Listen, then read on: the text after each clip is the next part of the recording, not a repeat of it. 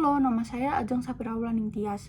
Pada presentasi kali ini, saya akan menjelaskan hubungan sipil militer di Asia Tenggara dengan fokus perbandingan antara Indonesia dan Thailand. Selain itu, saya juga akan membahas konsep personalism dari Terence Lee untuk melihat bagaimana loyalitas militer bekerja dalam rezim otoriter, terutama di sini Indonesia dan Filipina.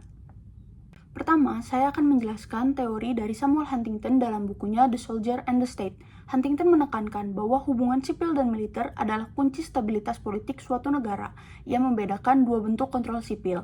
Yang pertama, ada objective civilian control, di mana militer bersifat profesional, fokus pada pertahanan, dan tidak terlibat dalam politik. Yang kedua, ada subjective civilian control, di mana militer justru dipolitisasi dan menjadi alat dari kekuasaan politik tertentu. Nah, menurut Huntington juga, profesionalisme militer ini mencakup keahlian, tanggung jawab, solidaritas institusional, dan menjadi faktor agar militer tidak menyalahgunakan kekuasaan politik. Selanjutnya, Promoter menjelaskan bahwa militer tidak selalu netral dan bisa memiliki peran politik yang berbeda. Nah, ia membagi militer menjadi 3 tipe, yaitu pertama profesional military, yang berfokus pada pertahanan dan tunduk pada otoritas sipil. Kedua, ada Praetorian military, yaitu militer yang aktif dalam politik, bahkan melakukan intervensi seperti kudeta.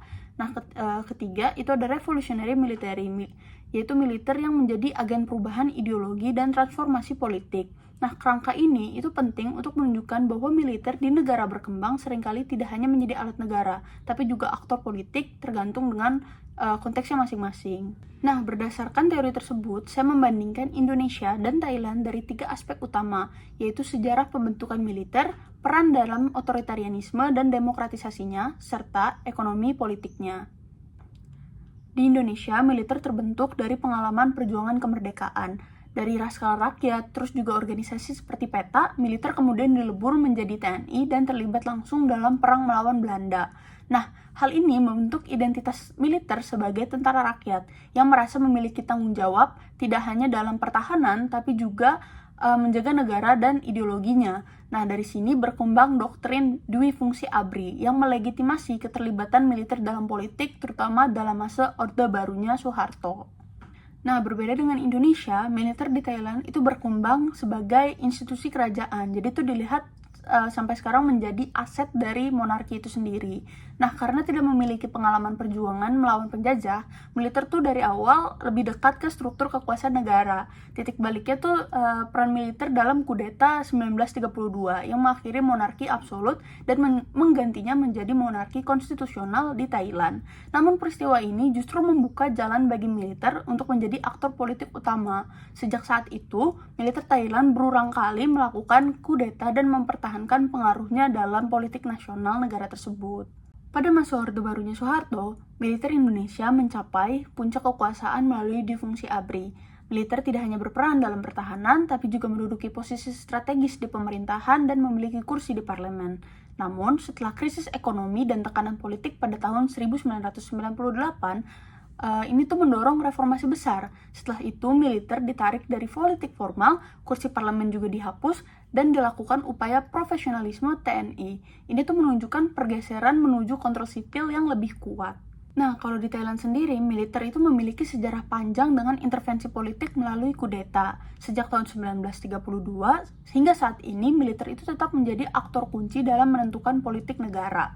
Dalam beberapa dekade terakhir, terjadi siklus antara pemerintahan sipil dan intervensi militer, seperti kudeta 2006 dan 2014.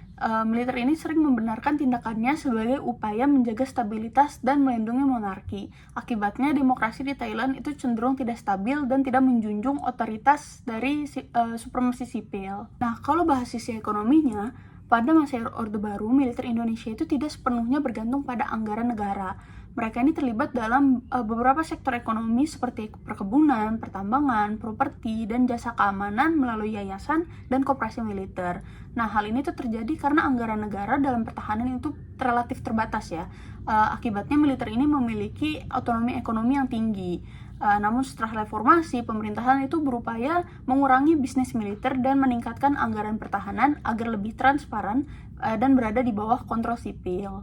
Nah, kalau di Thailand sebenarnya sama, namun sedikit berbeda ya. Militer juga memiliki keterlibatan di sektor ekonomi, seperti pengelolaan lahan, properti militer, dan media. Namun kekuasaan utama militer itu sebenarnya tidak hanya dari bisnis tersebut, tetapi dari akses terhadap anggaran negara yang besar dan stabil.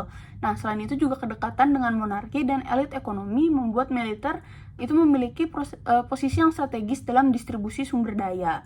Nah, dengan demikian, kekuatan militer itu lebih bersifat struktural di Thailand dalam sistem kekuasaannya. Lalu kita masuk ke kesimpulan nomor 1. Nah, perbandingan tadi itu tuh menunjukkan bahwa peran militer itu sangat dipengaruhi dari bagaimana militer itu terbentuk dan bagaimana negara mengatur kekuasaan politik juga ekonomi militernya.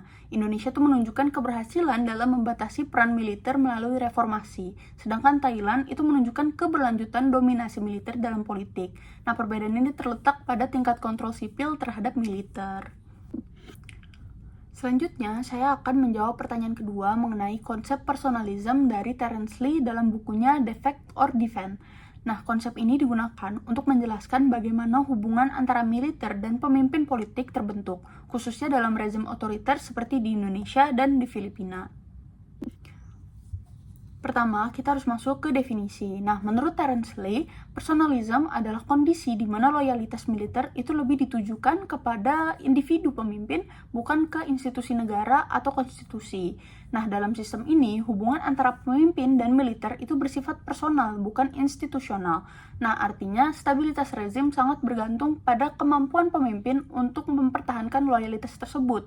Ketika hubungan ini melemah, militer itu bisa berubah posisi, baik tetap mendukung atau justru meninggalkan pemimpinnya itu sendiri. Untuk menjelaskan Indonesia dan Filipina, pada masa Soeharto, militer itu menunjukkan karakter personalisme yang sangat kuat gitu. Loyalitas tidak hanya dibangun secara formal, tetapi juga melalui jaringan patronase seperti pemberian jabatan strategis, akses terhadap sumber daya ekonomi, terus juga hubungan kedekatan personal antara elit militer dan presiden. Nah, hal ini tuh membuat militer tidak sepenuhnya loyal terhadap institusi negara, melainkan kepada figur Soeharto itu sendiri. Nah, namun ketika krisis 1998 itu terjadi, hubungan personal antara presiden dan elit militer ini tuh mulai melemah. Sebagian elit militer itu mulai mengambil jarak dan tidak lagi memberikan dukungan penuh kepada Soeharto, yang pada akhirnya mempercepat kejatuhan rezim Soeharto itu sendiri. Nah, di Filipina, pola yang sama juga terlihat pada masanya Ferdinand Marcos. Militer ini dibangun melalui sistem patronase dan promosi berbasis loyalitas personal, bukan profesionalisme. Nah, Marcos ini secara aktif itu menempatkan orang-orang yang loyal padanya di posisi penting untuk menjaga kekuasaannya. Namun, pada peristiwa People Power Revolution pada tahun 1986, terjadi perpecahan dalam militer. Sebagian militer itu justru berbalik mendukung oposisi yang menunjukkan bahwa loyalitas tersebut itu tidak stabil. Nah, dari dua kasus ini, dalam sistem personalisme ini, kekuatan militer ini bergantung pada hubungan personal dengan pemimpin, sehingga ketika hubungan itu melemah, stabilitas rezim juga ikut runtuh. Nah, dalam kesimpulannya, saya ini cenderung setuju bahwa konsep personalism dari Terence Lee ini relevan untuk menjelaskan perilaku militer di Indonesia dan Filipina, terutama dalam konteks rezim otoriter. Nah, konsep ini tuh membantu untuk menjelaskan bahwa loyalitas militer itu tidak selalu bersifat institusional, melainkan seringkali dibangun melalui hubungan personal, patronase, dan distribusi kekuasaan oleh pemimpin. Nah, hal ini juga menjelaskan mengapa dalam situasi krisis, loyalitas militer itu dapat berubah secara cepat, seperti yang terjadi pada Indonesia tahun 98 dan Filipina tahun 86. Nah, namun saya tidak sepenuhnya setuju jika personalism dijadikan penjelasan utama, karena dalam kenyataannya ada faktor lain yang juga sangat menentukan, seperti struktur institusi militer itu sendiri, akses terhadap sumber daya ekonomi, dan serta posisi militer dalam sistem politik secara keseluruhan. Tanpa melihat faktor tersebut, kita tidak bisa sepenuhnya memahami kenapa militer itu bisa begitu kuat atau justru sangat dibatasi. Dengan demikian, personalism itu lebih tepat dipahami sebagai salah satu faktor penjelas, tapi bukan satu-satunya. Sehingga seperti yang saya simpulkan, personalism explains loyalty but not power structure. Lalu berikutnya ada sumber referensi yang saya gunakan dalam menyusun presentasi hari ini. Sekian dan terima kasih.